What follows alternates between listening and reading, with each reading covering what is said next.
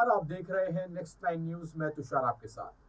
2024 के इलेक्शंस को देखते हुए जिस तरीके से दर्शकों आपको बता दें कि सभी पार्टियों ने अपनी रणनीतियां बनानी शुरू कर दी है और सभी पार्टियां जो है अब जमीनी स्तर पर उतर कर अपनी रणनीतियों के मुताबिक काम करना उन्होंने शुरू कर दिया है।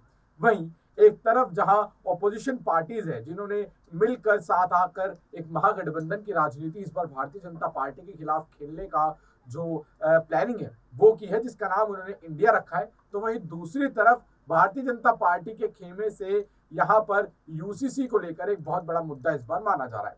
साथ ही साथ आपको बता दें कि इस बार एनडीए के खेमे में इतने बड़े विपक्षी दल शामिल नहीं है, लेकिन छोटे छोटे विपक्षी दल शामिल है और करीब 38 विपक्षी दल इसमें शामिल जो है वो बताए जा रहे हैं। वही जो इंडिया का खेमा है इसमें बड़े बड़े विपक्षी दल है जो देश की करीब 11 राज्यों में सरकार में है और 26 ये विपक्षी दल है जो इस बार इंडिया में शामिल है। लेकिन इंडिया में जो इस बार विपक्षी दल बना है, यानी कि इंडिया का ये जो विपक्षी दल बना है जिसका नाम उन्होंने इंडिया रखा है, उसमें पीएम फेस कौन होगा? आपको बता दें दर्शकों, एनडीए की बात करें तो एनडीए के पास पीएम फेस है नरेंद्र मोदी जी, जिनके चेहरे पर ही जो वोटिंग है वो सबसे ज्यादा आती है और जिनके चेहरे पर ही जो भारतीय जनता पार्टी और एनडीए का खेमा है उनको सबसे ज्यादा मतदान मिलते हैं।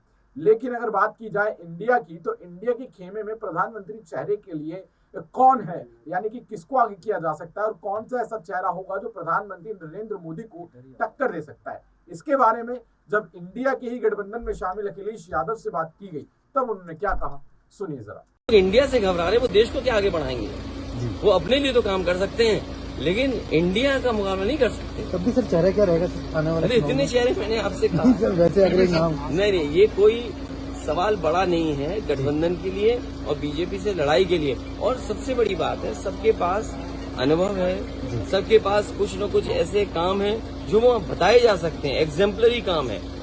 मान लो ओल्ड पेंशन स्कीम कर्मचारियों की उत्तर प्रदेश के बाद यहाँ कांग्रेस ने लागू कर दी। बहुत सी जगह और भी ऐसी योजनाएं हैं जो कोई न कोई नकल कर रहा है या उनको अपना रहा है। तो ये जो लीडरशिप है, हर लीडरशिप के पास ऐसे काम हैं जो जनता के हित में है, जनता को बताए जा सकते हैं, उनका भविष्य बेहतर हो सकता है। अरे बीजेपी को तो कितना देख लिया, 10 साल और कितना देखोगे आप? 10 साल में भी मणिपुर जैसी घटना हो जाए सोचिए आप, और केवल इसलिए घटना हो रही कि उन्हें स्वार्थ है और लोकसभा में नहीं आ पा रहे।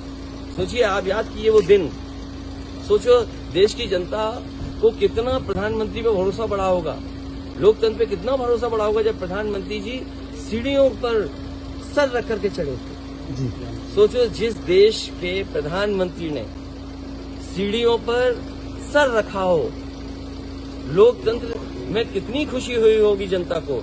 आज वही लोग लोकसभा को नहीं फेस कर पा रहे, तो 10 साल का यही तो है कि फेस नहीं कर पा रहे। और फिर किसानों को मिला क्या? यहाँ राजस्थान में बताओ, आय दोगुनी होगी किसानों की क्या? डीजल पेट्रोल का मुनाफा किसके हाथ में जा रहा है? सरसों के तेल का मुनाफा किसके हाथ में है? ये जो रिफाइंड तेल है इसका मुनाफा किसके हाथ में जा रहा है?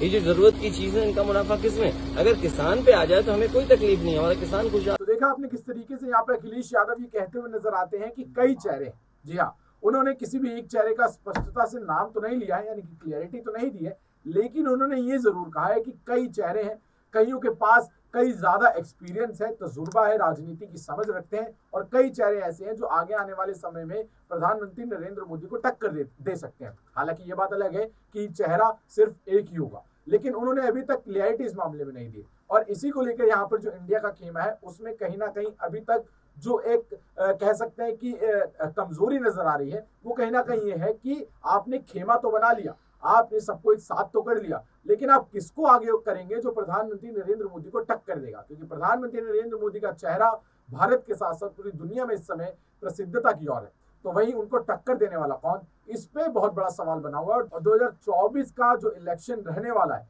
उसमें खास तौर पर यही देखा जाएगा कि प्रधानमंत्री नरेंद्र मोदी वर्सेस कौन। दर्शकों, आपको इस बारे में क्या लगता है, आपकी क्या राय है, नीचे कमेंट सेक्शन में जरूर बताएं और देखते रहें नेक्स्ट 9 न्यूज। धन्यवाद।